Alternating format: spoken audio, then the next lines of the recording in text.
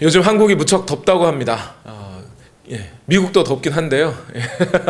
한국도 무지 덥다고 그래요. 그러니까 기상 관측 이래 40도가 넘는 날이 처음 있었답니다. 섭씨로 40도니까 화씨로 바꾸면 104도 정도 되더라고요. 뭐 텍사스에서 104도는 뭐 110도도 얼마든지 있는데 뭐 104도 정도는 근데 한국에서는 아무래도 이렇게 더위에 맞추어서 집을 지은 게 아니고 추위를 막기 위해서 집을 지은 경우가 많아서 아무래도 이 더위에 취약한 구조 속에 있는 것 같아요. 또 좀 습하기도 하고요. 그래서 최근에 뉴스에 들어보니까 날씨가 더워서 정전도 있고 또 정전도 여러 군데서 일어나니까 그 밤에 잠을 못 자서 뭐 한강변이나 또 바닷가로 나와서 밤을 지새는 분들도 있고 또 좀 나이가 드신 분들은 길을 가다가 갑자기 푹 쓰러지셔가지고 돌아가시는 분들도 있다고 해요. 어떤 사람은 자동차에서 이렇게 잠시 쉰다고 들어갔다가 더운 그 땡볕에 죽은 분도 있대요. 그래서 지금 일종의 온열병이라고 하나요? 그 열사병으로 한 1000여 명 정도가 병원을 찾았고요. 올여름에만 한 10명 정도가 사망하셨다고 합니다. 여러분, 이런 이야기들을 이렇게 들으면 어떤 생각이 드세요, 여러분? 저는 그런 생각이 들어요. 사람 참 약한 존재구나. 그런 생각이 들어요. 우리가 뭐 온 세계에 막 펼쳐져서 우리가 막 번영하는 것 같이 느껴져도 이 큰 지구라고 하는 땅덩어리를 잠시 생각해 보면 이 지구본에 있잖아요. 지구본에 니스치를 이렇게 겉에 하지 않습니까? 사람이 그 표면에 사는 거예요. 그 속도 아니고 바로 그 표면에 그 정도에 사는데 그나마 그 표면도 한 80%는 물이라서 거기 못 살고요. 그나마 한 20% 정도는 육지에 사는데 그 육지에 사는 중에서도 저 북극이나 적도에는 또 못 살고, 그죠? 너무 추워서 못 살고 더워서 못 살고 또 적당한 곳에 살고 있어도 갑자기 이렇게 더워지면 때로는 목숨을 잃기도 하는 그런 존재가 사람인가, 그런 생각이 들어요. 그래서 우리가 살아가는 동안에 사실 여러 가지 두려움이나 걱정이 많지만 많은 분들이 그런 걱정들을 할 때가 있습니다. 갑자기 우리가 제어할 수 없는, 통제할 수 없는 어떤 힘에 의해서, 예를 들면 자연재해 같은 거죠. 그런 것에 의해서 죽을 수 있다는 그런 두려움들이 우리 삶에는 반드시 있습니다. 뭐 갑자기 허리케인이 찾아와서 인명과 재산에 피해를 입을 수도 있고요. 어떤 분들은 벼락에 맞아서 죽기도 하고, 확률은 낮지만, 그죠? 또 갑자기 우리 마음에 찾아오는 여러 가지 정신질환들이 우리를 힘들게 할 때도 있고, 뭐 심지어 인간이 멸망하는 시나리오에 대해서 사람들이 얘기할 때 뭐 저기 하늘에 수천 수만 개, 수억 개의 별들 중에 하나가, 행성이 싹 지나가다가 뭐 지름 한 10km 정도만 되는 행성이 떨어져도 인류가 멸망할 수 있다는 이야기를 하죠. 그런 거 생각해 보면 우리 인간이 살아가는 삶 중에서 이런 갑자기 찾아오게 될 어떤 큰 힘에 의해서, 어떤 세력에 의해서 우리가 힘들어질 수 있다는 것에 대한 두려움이 있기 마련입니다. 옛날에 이스라엘 백성들이 출애굽을 했을 때 말이죠. 애굽 땅에서 살다가 모세에 의해서 나와서 홍해를 건너고 시내 광야로 들어갔을 때, 그때 이스라엘 백성들에게 찾아온 일종의 큰 두려움, 가장 현실적인 두려움이 바로 이런 두려움이었을 거라고 생각해요. 왜냐하면 유월절이라고 하는 그 유월절 사건을 통해서 하나님의 큰 그 기적과 능력을 맛보기는 했어요. 근데 유월절 그 어린 양을 먹을 때 어떻게 먹으라 그러죠? 문설주에 피 발라놓고 양을 먹을 때 빨리 구워 먹어라, 그죠? 먹되 어떻게 해요? 허리띠를 띠고 지팡이를 짚고 서둘러 먹어라. 그러고 그 유월절이 딱 지나자마자 아침부터 그냥 새벽같이 집을 나서야 되는 그런 상황이었어요. 그러다 보니까 집에 있는 뭐 먹을 거, 가재도구, 텐트 뭐 이런 거 하나도 못 들고 나오는 거죠. 급하게 나와서 일단 홍해부터 건너고, 그러고 난 다음에 시내 광야로 들어왔는데 이게 뭡니까? 아침부터 그냥 떼약볕이 그냥 내리쬐기 시작하는 거죠. 이러다가 여기서 목말라 죽겠다. 물 한 모금 못 마시면 그냥 거기서 죽는 거 아닙니까? 그죠? 저녁이 됐는데 이 사막이 또 밤이 되면 엄청 춥잖아요. 그죠? 그러면 거기서 이제 살을 애는 듯한 추위 때문에 등을 따뜻하게 하지 못해서 야, 이러다가 얼어 죽을지 모르겠다. 심지어 사막을 지나가는 뱀만 봐도 뱀 한 방만 물리면 죽는 거 아닙니까? 그죠? 그러한 어떤 자기들이 통제할 수 없는 그런 자연이나 그런 세력들로부터 당장 내가 죽을지 모른다는 위협, 그것이 아마 이스라엘 백성들, 시내 광야를 지나는 이스라엘 백성들에게 가장 큰 위협이 되지 않았겠나 싶어요. 그들이 그 광야의 생활을 지나면서 점차 하나님께서 약속하신 그 가나안 땅에 대한 어떤 희망이나 이런 마음들이 좀 사라질 무렵, 현실에서 찾아오는 그런 여러 가지 두려움들 때문에 마음이 힘들어질 때 하나님이 모세를 통해서 창세기의 말씀을 해주시는 거죠. 그래서 제일 첫 번째 그 모세를 통해서 해주셨던 첫 마디가 뭐냐면 창세기 1장 1절, 태초에 하나님이 천지를 창조하셨느니라. 그 말을 딱 듣는 순간 아마 이스라엘 백성들은 엄청난 충격이 되었을 거예요. 자기들이 알고 있던 그 하나님은 그냥 모세의 하나님, 우리 하나님이라기보다는 모세 당신의 하나님이라 불렀거든요. 모세의 하나님 정도로 알았는데 그 하나님을 뵈려면 저기 성막 텐트 같은 데 들어가서 거기 법궤 안에 있는 어떤 그냥 불꽃 같은 그런 하나님 정도로만 알았는데, 고작해야 하나님이 율법 같은 거 주시면서 이거 해라 저거 해라 그러면서 그냥 우리의 삶을 그냥 윤리적으로만 인도하는 그냥 그런 하나님인 줄로만 알았는데, 그 하나님이 이 모든 해와 달과 별과 더위와 이 모든 사막의 기후들까지 다 지으신 하나님이라고 하니까, 아니 이 하나님이 도대체 어떤 하나님이시길래 그런 창조를 하셨단 말인가 라는 생각이 들죠. 거기에 대해서 마음속으로 아니 어떻게 하면 하나님이 어떻게 그걸 창조하셨단 말이지 하는 생각이 들 무렵 창세기 1장 1절에서 2절로 넘어갑니다. 오늘 2절 말씀에 집중하는데 2절 말씀을 다 같이 읽어보겠습니다. 시작. 땅이 혼돈하고 공허하며 어둠이 깊음 위에 있고 하나님의 영은 물 위에 움직이고 계셨다. 자, 이 말씀을 들은 이스라엘 백성들의 마음은 어떠했을까요? 하나님은 1장 1절에서 하늘과 땅, 정확하게 얘기하면요 하늘들과 땅입니다. 하늘들과 땅, 하샤마임 바 하아레츠라고 되어 있어요. 그러면 이 하샤마임, 그 하늘들 이렇게 얘기했을 때 하늘들은 뭐냐면 사실은 이스라엘 사람들의 생각 속에는 우리가 영어에서 갖고 있는 개념하고 비슷합니다. 저 우리 눈에 보이는 푸른 하늘, 스카이도 하늘이죠. 그리고 저 우주도 나아가면 스페이스도 하늘이죠. 그리고 하나님이 정말 계시다는 곳, 그래서 하늘의 존재들과 함께 계시다고 하는 그 천국, 하늘나라도 헤븐, 하늘입니다. 그래서 이스라엘 사람들은 삼층천을 생각해요.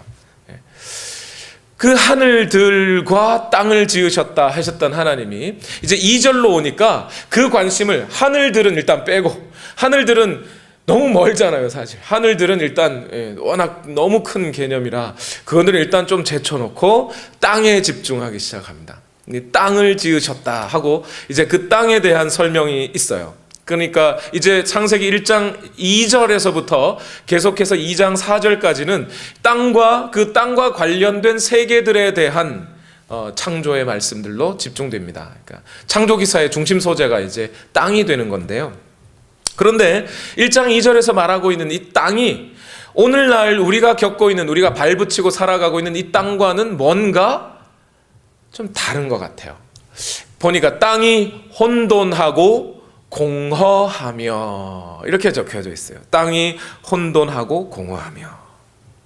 처음 이 땅에 하나님께서 땅을 지으셨을 때의 모습은 지금 이 상태가 아니라 마치 가장 원시적인 상태인 것 같은 그런 상태였다는 거죠. 땅이 혼돈하고 공허하며, 이 혼돈이라는 말은요 히브리어로 노후라는 말입니다. 노후라는 말인데 영어로 하면 formless예요. 그러니까 형체가 없으며, 어떤 정해진 틀이나 형체가 없는 상태를 노후라고 그러고요. 그 다음에 나오는 말이 공허하며죠. 이건 보후라고 그래요. 보후는 void 또는 empty라는 뜻입니다. 텅 비어 있다는, 아무것도 없는 상태.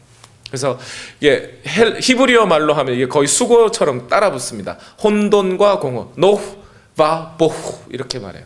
그러니까 혼돈과 공허, 형체도 없고 질서도 없고 아주 그냥 물질만 존재하고 있는 듯한, 그래서 거기에는 아무것도 없는 상태. 창조 시의 땅은 아직도 거기에 생명체도 없을 뿐더러 생명이 있을 만한 건덕지도 없는 그런 상태였다는 거죠. 그리고 하나님께서는 이 노후, 보후, 혼돈과 공허를 이제 앞으로 6일 동안 하나님의 작업을 통하여 점차점차 질서 있고 조화로운 세계로 만들어 가십니다. 6일 동안의 창조 상태를요 3일과 3일로 나누어 볼 수 있는데, 처음 3일은 공간을 만드셔요. 먼저 낮과 밤을 나누시고 궁창 위의 물과 아래의 물로 나누시고 또 육지와 바다를 나누시고 이렇게 공간을 딱 만드시고요.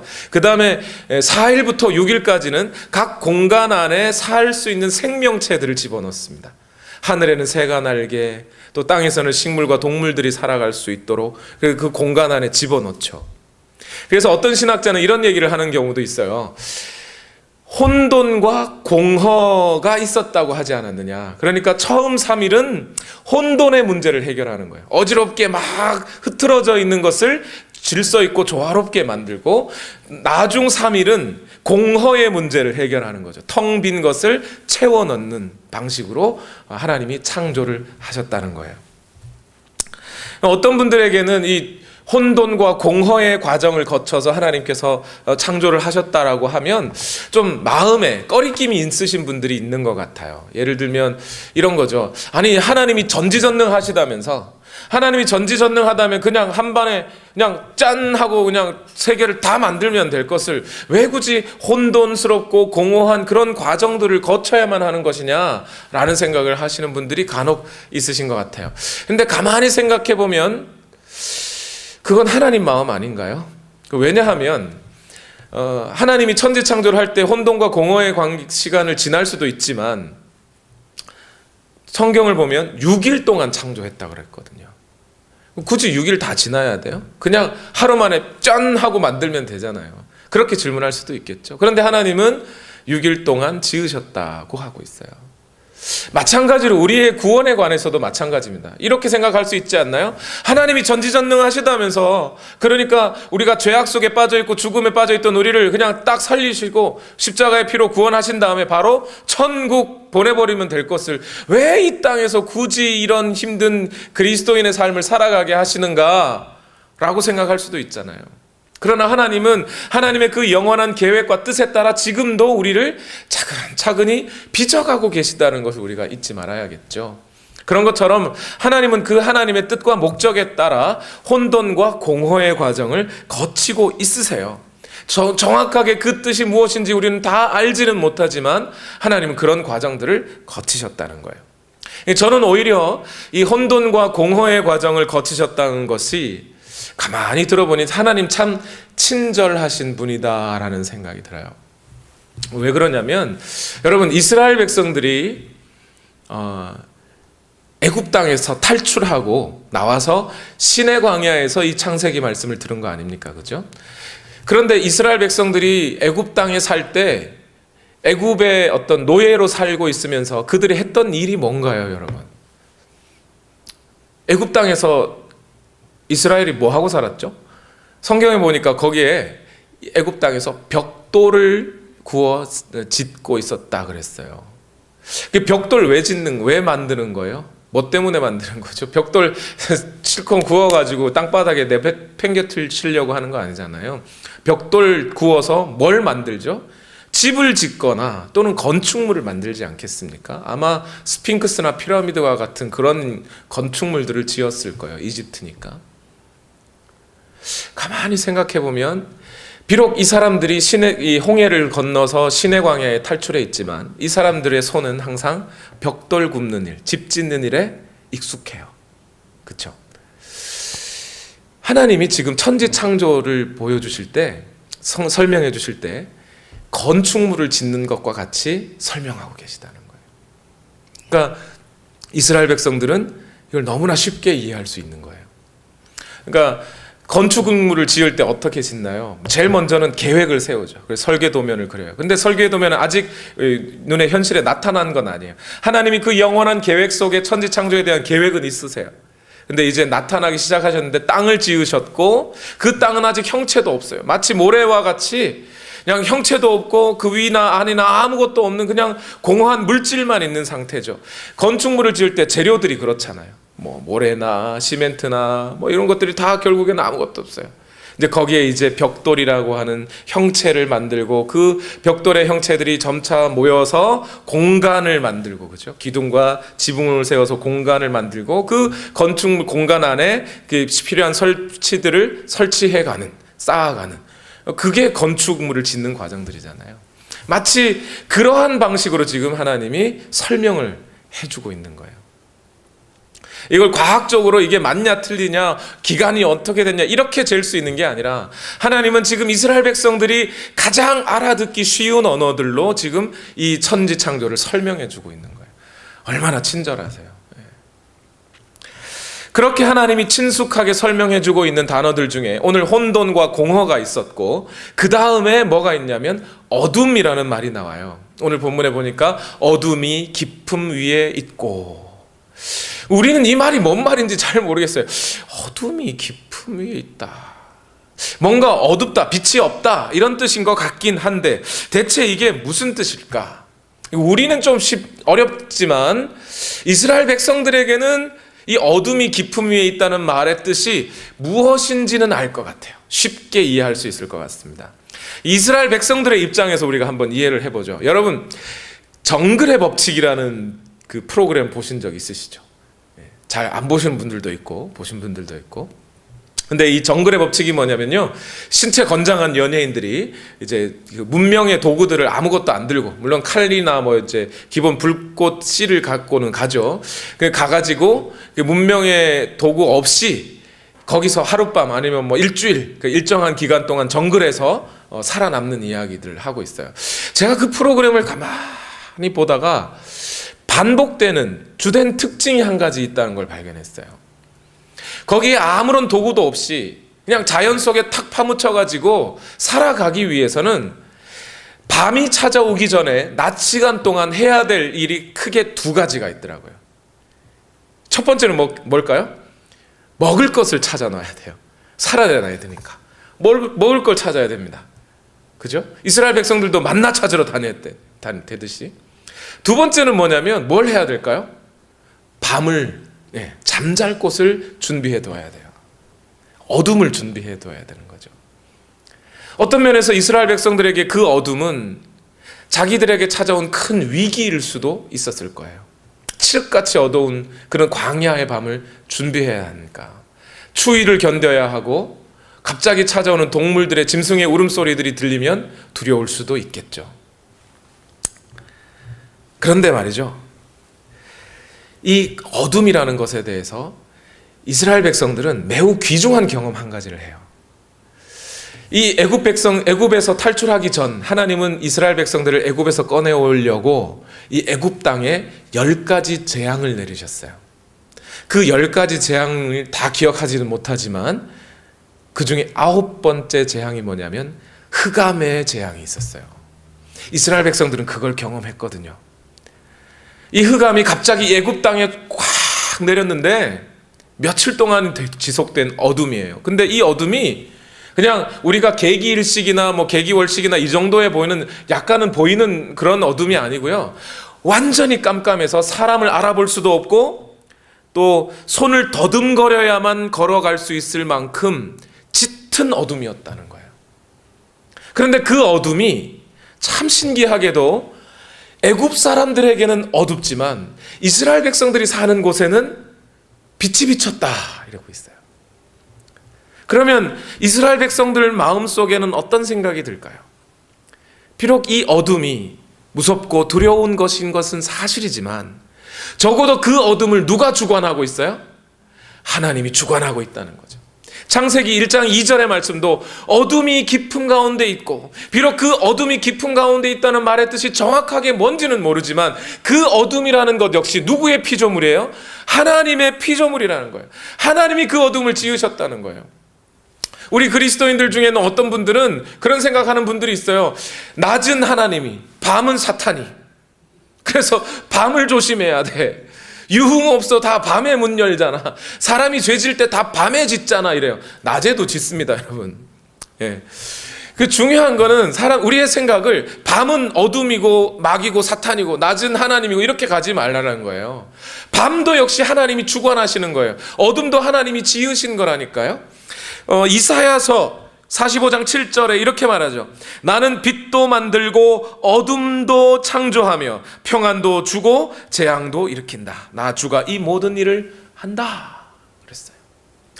이 낮과 밤 반대. 그래서 선한 신과 악한 신이 낮과 밤을 교대로 주관한다라고 생각하는 방식은요, 기독교적인 방식이 아니에요. 그 옛날 조로아스터교라고 하는 그런 방식이에요. 아니면 옛날 그 한국 사람들이 주로 알았던 음양 뭐 이런 거죠.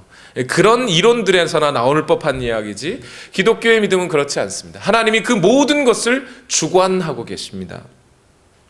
그래서 신명기와 출애굽기 기록에 보면요, 하나님이 시내산에서 나타날 때 백성들에게 어둠과 짙은 구름을 비추어서 하나님의 영광을 보지 못하게 하셨다 그래요. 그것은 하나님의 영광을 백성들이 보게 되면 죽으니까요. 그래서 죽지 않도록 하나님께서 어둠으로 하여금 가리게 만드신 거죠. 그러니까 하나님께서는 어둠을 사용하시는 거예요. 어둠을 통해서 어떤 일들을 가리거나 비밀로 하거나 감추거나 하시는 일들을 언제든지 하나님은 하신다는 거예요. 그러니까 여러분 어둠에 겁내지 마세요. 어둠은 두려워야 할 대상이 아닌 거죠. 그렇게 혼돈과 공허, 어둠과 깊음 이런 것들을 하나님은 친숙하게 이스라엘 백성들에게 설명해 주고 계셨어요. 우리는 이제 지금 현재의 모습이 아니라 창조 당시에 이 땅이 지어졌던 상태를 이제 이렇게 상상하면 되죠. 아무도 찾아가지 않은 어떤 곳, 그죠? 땅은 땅인데 사람도 간 적이 없고 동물도 식물도 자라지 않는, 아무런 생명체도 살지 않는 곳, 그냥 물질만 있는. 그래서 거긴 길도 없고 논도 없고 밭도 없고 형체도 없고 질서도 없고 단 빛도 없어서 짙은 어둠같이, 밤하늘에 여러분 밤바다 보셨나요? 얼마나 깊은지 알지 못하는 그러한 상태, 완전히 무질서하면서도 어둡고 그러한 상태로 땅이 처음 만들어졌다는 거예요. 그런데 여기에 아주 놀라운 일들이 생기기 시작합니다. 1장 2절 후반부에 보니까 뭐라 그러죠? 땅이 혼돈하고 공허하며 어둠은 깊음 위에 있고, 그 다음에 갑자기 등장하는 분이 있어요. 하나님의 영은 물 위에 움직이시더라. 하나님의 영은 물 위에 움직이시더라. 이 말이 이게 대체 뭐예요? 이게 대체 이 말의 정확한 과학적인 뜻을 제가 말씀드리려는 게 아니에요. 이 말씀을 통해 우리에게 전달하려고 하는 바가 뭔지를 우리가 찾아야 된다는 건데요. 여기서는 몇 가지 언어적으로 해결해야 될 문제가 좀 있습니다. 조금은 지루할 수 있지만 잘 들어봐 주십시오. 여기 이제 하나님의 영은 물 위에 움직이시더라 해서 이 하나님의 영이라는 단어는요, 히브리어로 루하 엘로힘이라고 말해요. 루하, 엘로힘은 하나님이에요. 엘로힘은 하나님이고 루하는 하나님의 영, 그러니까 루하가 영이겠죠, 그죠? 그런데 루하는요, 성경에 쓰여질 때도 보면 루하는 영으로도 번역되지만 숨 또는 바람으로도 번역되는 단어예요. 바람 또는 영. 그러면 처음에 히브리어로 루하 엘로힘이라고 쓰여 있잖아요. 그럼 이거를 번역할 때 하나님의 영이라고 번역해야 될지, 하나님의 숨 아니면 하나님의 바람으로 번역해야 될지 갈등이 생기죠. 그러면 거기에 따라서 사람의 뜻이, 이 말의 의미가 전혀 달라진단 말이에요. 실제로요, 여러분 영어 성경을 뒤져보면 좀 여기 반반 나뉘어져 있어요. 어떤 영어 번역 성경에는 The breath of God으로 번역하고 있는 영어 성경도 있고요. 어떤 곳은 The Spirit of God으로 번역하는 것도 있어요. 그래서 이걸 어떻게 번역하는 게 옳을까 생각하고 논쟁하고 있는데 신학계 안에서는 아직도 완전히 끝난 논쟁은 아니에요. 근데 저는 그러면 뭐라고 믿을까요? 저는 아무리 생각해도 하나님의 영이 맞는 것 같아요. 왜 그러냐면 이 문장들을 가만히 전체 창조 기사를 가만히 살펴보니까 이런 거예요. 처음에 하나님이 만드신 이 땅은 혼돈하고 공허하고 거기엔 물질만 있는 생명이 없는 무질서한 어둠뿐인 비인격적인 그런 상태의 땅이잖아요. 근데 창세기 1장 3절에서부터 조금씩 지나가 보니까 이제 점차 거기에 빛도 비추어지고 물도 이렇게 육지와 갈라지고 거기에 생명체들이 있고 새가 날고 어류들이 풀리고 사람이 살기 시작해요. 생명체로 바뀌어 가기 시작하는 거죠. 아무것도 없는 생명이 없던 땅에 이제 생명이 사는 곳이 되어버렸어요. 이렇게 되려면 어떻게 해야 될까요? 거기에 하나님의 바람이 불어야 돼요. 하나님의 영이 오셔야 돼요. 그건 제가 아무리 생각해도 그건 바람이 불어가지고 될 일은 아닌 것 같아요. 하나님의 영이 계셔야 한다는 거죠. 또 한 가지 비슷한 이유가 또 있는데요. 여러분 이렇게 한번 생각해 보세요. 예를 들어서 어떤 한 아이가 태어나면서부터 부모로부터 버려져서 고아원에서 자랐어요. 이 아이가 자라면서 부모를 찾고 싶습니다. 경찰서에 신고해서 내가 여차저차해서 부모님을 찾고 싶습니다. 이때 이 아이의 부모님을 찾는 경찰은 돌이나 구름이나 먼지를 찾을까요? 아니면 사람을 찾을까요? 너무 뻔한 질문이라서 그렇지 않나요? 생명에서 생명이 나오는 거죠. 부모가 있다면 그 부모는 분명히 생명이 있는 사람이겠죠. 지구에 생명이 없다가 어느 날 생명이 생기기 시작했어요. 그렇다면 그것은 땅의 어떤 먼지나 진흙 같은 존재가 갑자기 생명체가 되는 게 아니고 생명을 가진 어떤 분이 오셔서 그 지구를, 땅을 생명체로 만들어 가셔야 하는 일이 되는 거죠. 그러니 여기는 하나님의 바람이 불어서 될 문제가 아니라 하나님의 생명이 불어와야 되는 거예요.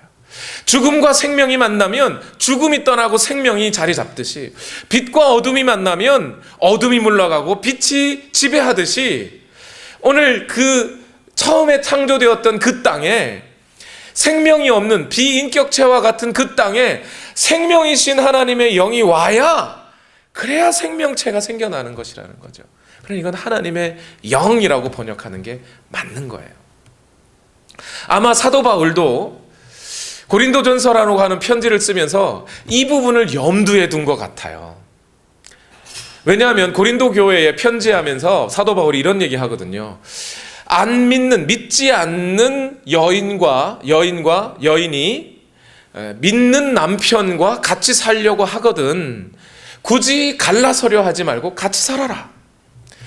믿지 않는 남편이 믿는 부인과 같이 살려고 하거든 갈라지지 말고 같이 살아라. 그런 얘기를 해요. 왜? 이유가 뭐냐? 믿는 그 남편 때문에 믿지 않는 여인이 생명을 얻을지 어찌 알며 믿는 그 부인 때문에 믿지 않는 남편이 구원을 받을지 어찌 알겠느냐. 이런 얘기예요. 죽음과 생명이 만나면 누가 물러간다고요? 죽음이 물러가는 법이라는 거예요. 빛과 어둠이 만나면 어둠이 물러가는 것이라는 겁니다. 그러니 이제 여러분 우리가 길을 가다가 이제 그리스도인들이 길을 가다가 거룩해진 그리스도인이 길을 가다가 똥을 밟았어요. 그러면 사람들이 뭐라고 생각하죠? 아, 재수 온 붙었네. 더러운 게 묻었다라고 생각하죠. 바울은 그 반대로 생각하라는 거예요. 거룩한 나 때문에 저 똥이 거룩해졌다고 생각하라는 거죠. 오늘 우리가 믿지 않는 사람들과 교류하는 것이 이 방식으로 교류를 하라는 겁니다. 믿지 않는 사람들, 하나님의 율법도 모르고 하나님도 모르고 생명이 없는 사람들, 저 사람들 때문에 내가 더러워질지 몰라가 아니라 나를 인하여, 내 안에 있는 이 생명을 인하여 저들이 구원받을 수 있어 라고 대하라는 거예요. 전에 어떤 집사님 한 분이 그런 이야기를 했어요. 집사님, 성가대 하셔야죠, 성가대. 그랬더니 성가대 저 가기 싫어요. 왜요? 그랬더니 성가대 가가지고 거 보니까 사람들이 맨날 서로 욕하고 험담하고 저는 그런 사람들하고 어울리기 싫어요 그러더라고요. 땡! 그 생각이 잘못된 거라고. 그 생각이, 당신이 그렇게나 거룩하면 그 거룩과 그 생명으로 그 더러운 곳에 가서 당신의 거룩함을 보여주고 당신의 그 생명을 비춰 죄 생명이 없는 곳에 생명이 있게 하라고요. 오늘 창세기 말씀은 바로 그거예요. 죽음과 비인격이 있는 그곳에 생명이신 하나님이 오셔서 그 하나님의 생명력을 불어넣어주고 계시다. 그것이 하나님의 영이 물 위에 움직이고 계시다, 이 말이에요. 이 물 위에 움직이고 계시다라는 말을 제가 가만히 들여다보면 사실 의문되는 게 또 하나가 더 있었어요. 뭐냐면 이 움직이다라는 단어인데 개역개정 성경에 보면 이 말이 운행하시다라고 되어 있어요. 운행하시다. 운행? 그러니까 우리 세 번역에는 움직이다. 옛날 개역개정은 운행하시다인데 운행? 뭐 하나님이 버스 몰고 다니셨나? 뭐 운행하셨나? 이렇게 여기서 웃으실 거라고 생각했는데 버스를 몰고 다니신 것도 아닌데 뭘 운행을 하셨다고 그러나? 이 운행했다는 말이 뭐예요? 대체 성령님이 거기서 뭘 했다는 거예요, 대체? 그냥 쓸데없이 혼자 막 돌아다니셨다는 뜻인가? 이게 뭐 했다는 말이냐, 이런 생각이 들어요. 그래서 원어를 쫙 찾아봤더니요, 여기 쓴 운행하시다에 쓰여진 단어가 라하프예요. 라하프. 어떤 목사님들이 이걸 발음하시면서 라카프라고 발음하시는데 제 발음이 맞습니다. 목젖이 떨리는 소리, 라하프가 맞아요. 이 라하프라고 하는 단어는요, 정말 신기한 단어입니다. 왜 그러냐면 성경 속에서 딱 2번 나와요. 딱 2번. 그 중에 하나가 창세기 1장 2절에 운행하시다, 라하프가 있고요. 신명기 32장에 가면 또 라하프가 나와요. 2번만 딱 나옵니다. 그래서 이 라하프라고 하는 단어를 매우 주의 깊게 살펴봐야 돼요. 왜 주의 깊게 살펴봐야 되냐면요, 여러분, 창세기는요 모든 것의 시작에 관한 말씀이에요. 그렇죠? 근본에 관한 말씀이에요. 만약 우리가 성령께서 처음에 첫 창조 시에 이 땅 위, 물 위를 운행하셨다고 하는 이 의미를 우리가 알아낼 수 있다면 성령께서 하시는 그 사역의 근본이 무엇인지를 우리는 발견할 수 있다는 뜻이 되잖아요. 그래서 이 라하프라는 단어를 유심히 살펴봤더니 먼저 이 라하프라는 동사에는요, 문맥과 관계없이 일단 기본적으로 이런 뜻이 있어요. 어미새가 알을 품다, 이런 뜻이에요. 움직이다, 운행하다는 건 어미새가 알을 품듯이 품는 행위를 라하프라고 한다는 거예요. 제가 어릴 적에 워낙 시골에 살아서요. 그러니까 시골에 살면 장점이 뭐냐면 예수님도 시골 사람이었잖아요. 나사렛 촌 사람이잖아요, 그죠? 그러니까 예수님이 뭐 농사일이나 이런 비유를 많이 들으셨어요. 그러니까 시골에 살면 예수님의 비유를 충분히 볼 수 있는, 성경의 여러 가지 비유들도 볼 수 있어요. 제가 초등학교 다닐 때 담임 선생님이 야, 니네 기르고 싶은 거 아무거나 길러, 이번 학기 동안, 뭐 이런 적이 있어요. 그래서 너는 뭐 기를래 뭐 이렇게 해서 저는 그때 옥수수, 먹던 옥수수가 생각나서, 옥수수, 삶은 옥수수가 아니고 그냥 옥수수입니다. 생옥수수 심었어요. 근데 나더라고요. 아무튼 그랬는데 제 친구 중에 한 명이 계란을 발화시켜 보겠다고 그래서 집에 있는 닭장에 닭하고 계란까지 다 들고 와가지고 키웠어요. 실제로 병아리 부화가 됐습니다. 그러니까 이제 뭐 이렇게 가게에서 파는 계란은 아닌 거죠. 그걸 가만히 지켜보면서 정말 깜짝 놀랐어요. 진짜로. 어떻게? 평소에 우리가 닭을 얼마나 무시합니까, 그죠? 이렇게 평소에 말만 뭐 가르쳐줘도 잘 못 알아듣고 기억 못하고 졸기만 하는 사람을 닭 뭐라 그러잖아요, 그죠? 그만큼 닭을 우리가 무시하고 사는데, 이 닭이 보통이 아니더라고요. 21일, 한 20하루를 꼬박 움직이지 않고 가만히 있으면서 이 계란에게 자기의 체온을 싹 쏟아주는 거예요. 때로는 이렇게 굴렸다가 때로는 저렇게 굴렸다 하면서 가만히 두고 있으면 계란이 딱 20하루째가 되면 부화를 합니다. 정말 신기하고 놀라운 일이에요. 어떻게 딱 20하루 딱 그냥, 그죠? 시간도 어기지 않고. 여러분, 그 계란이 날 때요, 병아리가 막 힘들게 쪼아서 나오잖아요. 그때 닭이 바깥에서 계란을 이렇게 깨줄까요? 안 깨줄까요? 안 깨줍니다. 깨줄 수도 있는데 그걸 보면서 참아요. 왜요? 스스로 탁 깨고 나와야지, 그래야 생명으로서 살아갈 수 있어요. 근데 밖에서 이걸 탁 깨주면 안에 있는 병아리가 미리 그냥 자기 힘도 없이 그냥 나와버렸기 때문에 조금 있으면 죽을 수도 있어요.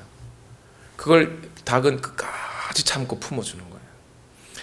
성령님이 어떻게 하셨다고요? 처음 이 땅을 그렇게 닭이 계란을 품듯이 자기의 모든 생명을 쏟아 생명체가 되도록 품어주셨다는 거예요.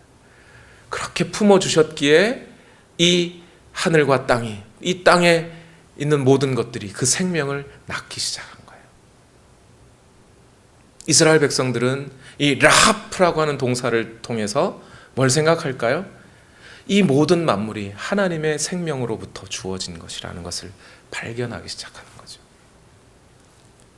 그래서 창세기 1장 20절과 22절을 따라가 보면요, 그 무생물인 지구가 어떻게 생명체를 냈는지 보여요.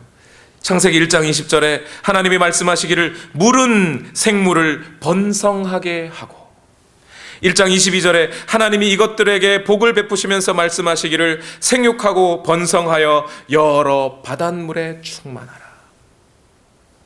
성령이 물 위에 운행하시더라. 그 물을 통하여 생명이 살아나게 하신 거죠. 그런데 이 라하프라고 하는 동사는요, 여기서 조금 더 깊이 있는 의미를 우리에게 주고 있어요. 뭐냐면 닭은 알을 품는 것까지 정도죠. 독수리는 그런데 그 이상으로 가요. 뭐냐면 독수리들은 둥지를 틀 때 어디다 터요? 절벽 위에다가 틉니다. 그죠? 절벽 같은 데 높은 곳에다가 둥지를 트고 거기에 알을 낳고 알이 부화하기를 기다려요. 그래서 알이 깨어나면 그때부터 독수리가 하는 일이 있어요. 그게 뭐냐면 둥지를 다 흩어져 버립니다. 그리고 그 새끼들을 입에 물고 높은 창공으로 올라가서 떨어뜨려요. 그럼 어떡하죠? 새끼들이 그냥 소리를 짝짝짝짝 하면서 떨어져요. 떨어지면서 본능적으로 날개를 퍼덕거려요. 근데 아직 날개가 힘이 없어요. 그죠? 퍼덕거려요. 근데 뚝뚝 떨어지는 거예요.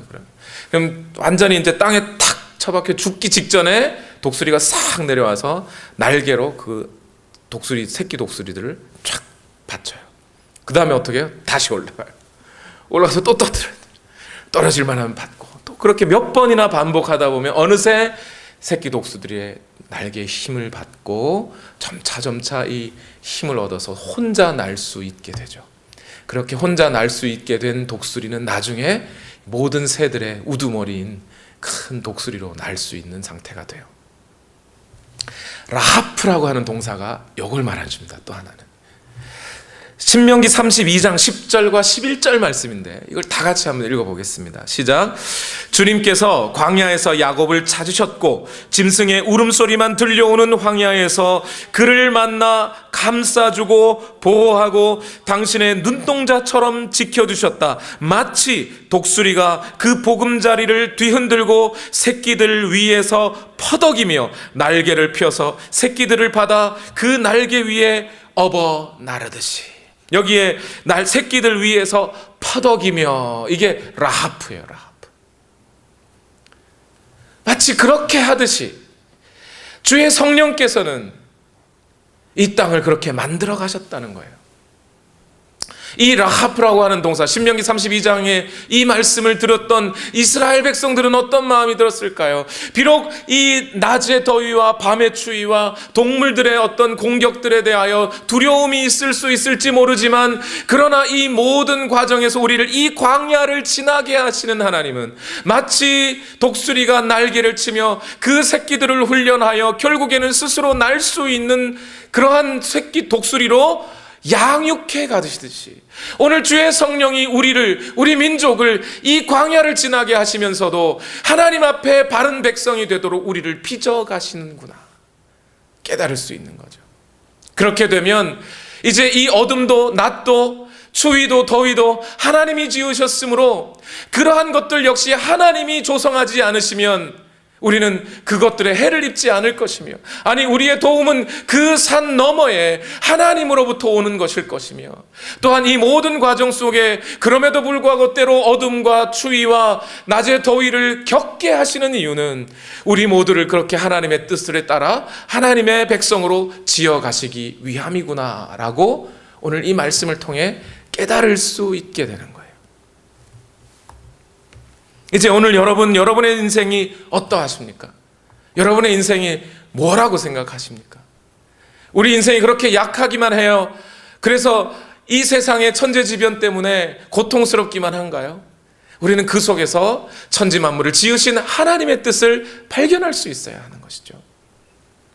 우리는 이 창세기 1장 2절, 이제 3절로 넘어가기 전에 2절에서 너무 중요한 두 가지 사실 하나를 꼭 기억해야 돼요. 성령, 첫 번째는 성령의 사역과 역사라는 거예요. 성령께서는 옛날 그 지구를 품으시고 땅을 품으시고 그 땅을 생명체로 만들어 가셨듯이 그 성령이 오늘 저와 여러분 안에 오셔서 혼돈과 공허로 어둠 속에 죽어가던 나를 생명 주셔서 살게 하셨다는 거예요. 그것이 성령님이 오늘 우리에게 역사하시는 그 큰 역사의 또 하나의 근본이 되는 사역이라는 거죠. 어떤 사람들은 성령님의 사역에 대해서 너무 무시해버려요. 성부, 성자까지는 아는데 성령은 관심이 없어요. 그러나 성령께서는 오늘 창세기 말씀이 분명히 말해요. 그 생명 대신 하나님의 생명을 갖고 계신, 그 하나님의 생명의 본질을 갖고 계신 그 성령께서는 이 땅에도 생명을 불어넣으셨을 뿐만 아니라 오늘 새로운 창조를, 하나님의 종말의 하나님의 백성들을 이끌어가는 이 새로운 창조를 오늘 우리의 삶에 심었고 계시다는 거예요. 바로 그러한 이유 때문에 부활하신 예수님은 우리에게 분명히 이렇게 말했어요. 성령을 기다려라. 성령이 임하기를 기다려라. 성령의 충만을 받아라. 성령이 임하시기 전까지는 너희가 예루살렘을 떠나지 마라. 몇 번이나 반복하는 이유가 그거예요. 오늘 우리 안에 성령을 통하여 생명이 있어야 돼요. 혼란과 공허와 혼돈뿐이었던 내 인생에 생명을 주실 분은 성령이라는 걸 아셔야 돼요. 두 번째로 우리가 반드시 기억해야 되는 것은요, 바로 그러하기 때문에 오늘 그 성령과 그 생명이 오늘 우리의 삶에 부어지는 것이기 때문에 오늘 우리의 구원은 우연히 어떻게 주어진 게 아니라는 거예요, 여러분. 그리스 로마 신화나 이집트 신화나 바벨론 신화들을 보세요. 이 지구나 이 해와 달과 별들과 태양이 어떻게 생겨났어요? 신과 신의 전쟁 사이에 그 부산물로 이 신과 저 신이 결혼해서 낳은 아들이 무슨 태양이고 뭐 바다고 우연히 그런 것들이 생겨났다는 거예요. 그러나 하나님께서 천지를 지으실 때 그냥 우연히 지으신 게 아니에요. 성령을 보내어 성령으로 하여금 이 세상에 하나님의 생명을 불어넣게 하셨다는 것은 하나님의 영원한 계획 가운데 그 일들이 진행된 것이죠. 이스라엘 백성들이 이 말씀을 들을 때 어떤 마음이 들었을까요? 내가 이 고생하며 이 천지 자연을 지나가는데 하나님은 어디 계십니까? 대체 내가 왜 가나안까지 가야 됩니까? 무슨 약속을 했길래요? 하나님이 아브라함을 통해 약속하지 않으셨느냐? 아브라함은 왜요? 왜 하필 아브라함이? 아니 그 아브라함 이전에 이런 선조들이 있지 않았느냐? 아니 그 이전에 아담이 있지 않았느냐? 아니 그 아담이 있기 이전에 하나님이 이 세상을 창조하실 때부터 이미 그 모든 생명력을 풀어넣어주고 계셨고 그러한 계획 속에 오늘 너희가 있는 것이 아니냐? 그러니 오늘 우리의 구원 역시 저와 여러분이 예수 그리스도를 믿고 하나님의 자녀가 된 이 모든 것 역시도 우연히 어떻게 된 게 아니라는 거예요. 살아계신 하나님이 저와 여러분의 삶을 통해 무엇인가를 계획하시고 하나님의 그 영원한 사랑으로 인하여 우리를 구원하고 계시다는 사실을 믿어야 한다는 거예요. 그리스도인들은 그렇기 때문에 자존감이 낮은 사람이 될 수가 없어요. 이 세상 그 어떤 누구보다 자존감 높은 사람이 되셔야 되는 거예요.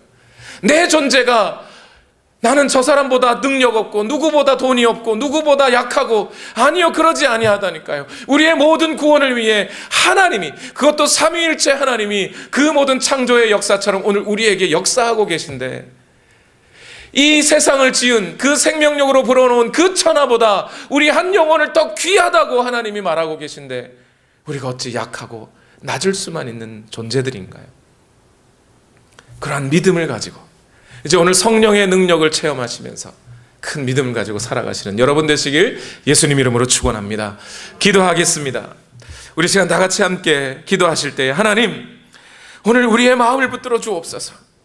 오늘 행여나 오늘 우리 마음속에 여전히 성령이 계시지 않는 그런 사람들이 있다면 우리 마음 가운데 오직 주의 성령이 찾아오셔서 우리에게 생명을 허락하시고 예수 그리스도의 그 십자가의 보혈과 그 생명을 누리는 자들이 되게 하여 주시옵소서.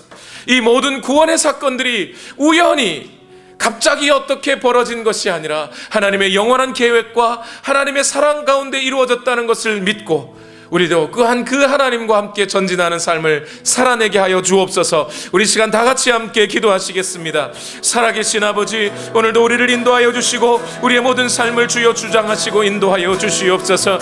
우리 안에 오셔서 오늘 우리에게 생명을 주시고 그 생명으로 말미암아 이 땅을 살아가게 하시는 하나님, 마음이 혼돈하고 공허하며 인생의 목적을 알지 못하고 왜 사는지, 무엇을 위해 사는지 의미를 알 수 없는 우리에게 주 성령이 오셔서 생명을 불어넣어 주심으로 이제 하나님의 백성으로 만들어지게 하시고 존재할 수 있게 하시고 존재의 의미를 발견하게 하시고 지구가 변한 것처럼 하나님의 생명이 오늘 우리 안에 있게 하심을 감사합니다. 오늘 우리에게 이 생명이 있을 때 예수 그리스도의 생명이 접붙여지게 하시고 오늘 우리 안에 이 성령이 계실 때 악한 귀신의 역사들이 떠나게 하시고 두려움은 몰아가고 어둠은 몰아내며 죽음의 세력들은 떠나는 하나님의 은혜가 넘치게 하여 주시옵소서. 하나님 역사하여 주시기를 원합니다. 오늘 우리를 지키신, 우리를 인도하신 그 하나님의 사랑이 오늘 우리의 모두의 삶에 넘치게 하여 주시옵소서. 나 주님만을 섬기리, 주님만을 섬기리. 헛된 마음 버리고 헛된 마음 버리고 성령이여 내 영혼, 오늘 우리가 주의 성령으로 충만하기를 원합니다. 충만하게 생명 되신 성령이여, 주님만을 섬기리. 헛된 마음 버리고 헛된 마음 버리고 성령이여 내 영혼, 성령이여 내 영혼 충만하게 하소서. 주님 앞에, 주님 앞에 내 생명 드리리라.